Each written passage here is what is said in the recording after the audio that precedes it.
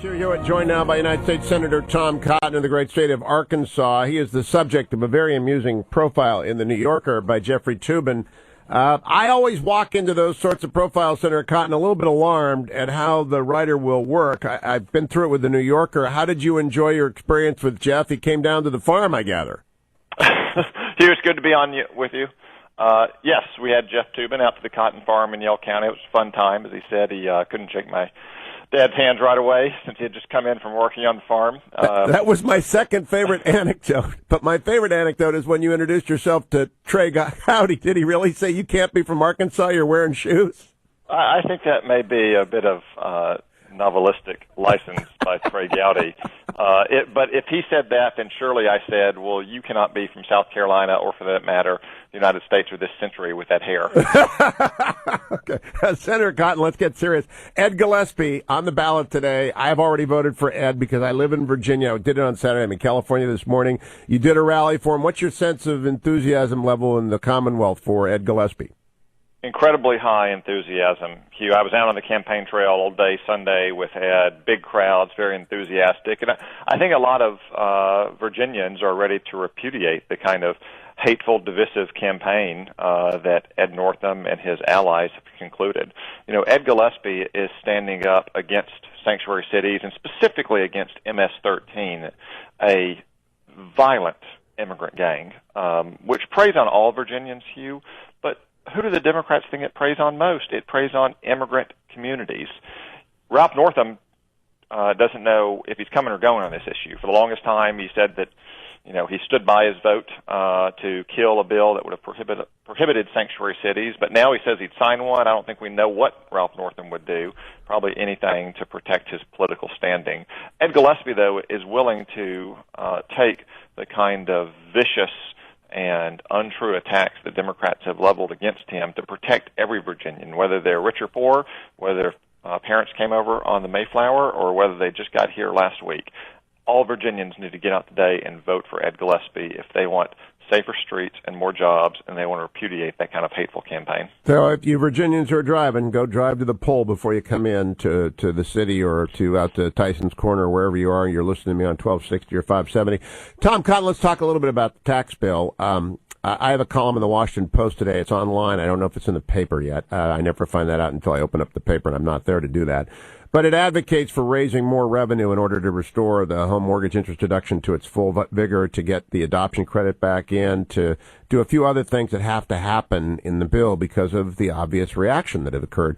One of those things is to adopt your proposal of repealing the Obamacare mandate, which saves between $300 and $400 billion over 10 years. The president endorsed your idea, and I believe it's gained traction in the House. Am I correct?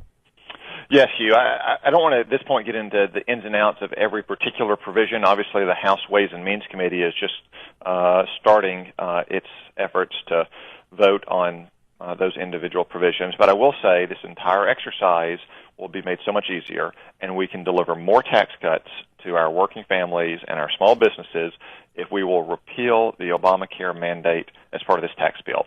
It's a tax, according to the Supreme Court.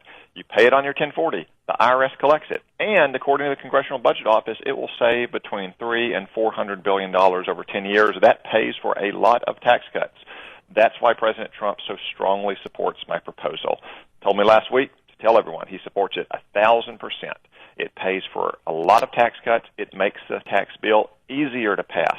I know the conventional wisdom among less creative types in Washington is that it makes it harder to pass. That's the exact opposite of the truth, Hugh. It makes the tax bill easier to pass because you don't have to touch so many popular and widely used deductions or credits if you save $300 to $400 billion by repealing the most unpopular part of Obamacare. And the one that we have the biggest ideological difference with. If a mandate comes from a state government, as it did in Massachusetts, I'm all for it. They know they're states, but it ought not to have been imposed by the federal government, even if it was constitutional. Senator Cotton, in the Washington Post piece, I also argue for raising the gas tax and imposing a delivery fee on residential purchases delivered by Amazon or Walmart or anything like that. I don't know where people are going to come down on that. I have had some Republicans tell me they've been talking about fees and gas taxes. Is that a non-starter for you? Hugh, I can say I haven't heard those ideas as part of this tax negotiation. I'm also not sure, Hugh, if those would fit within the Senate's budgetary rules. Obviously, our budget in this tax package is crafted very carefully, since I don't think we'll get any decisive Democratic votes. We may get a few at the end if we already have 50 votes in the Senate to pass it. So those may run afoul of those budgetary rules.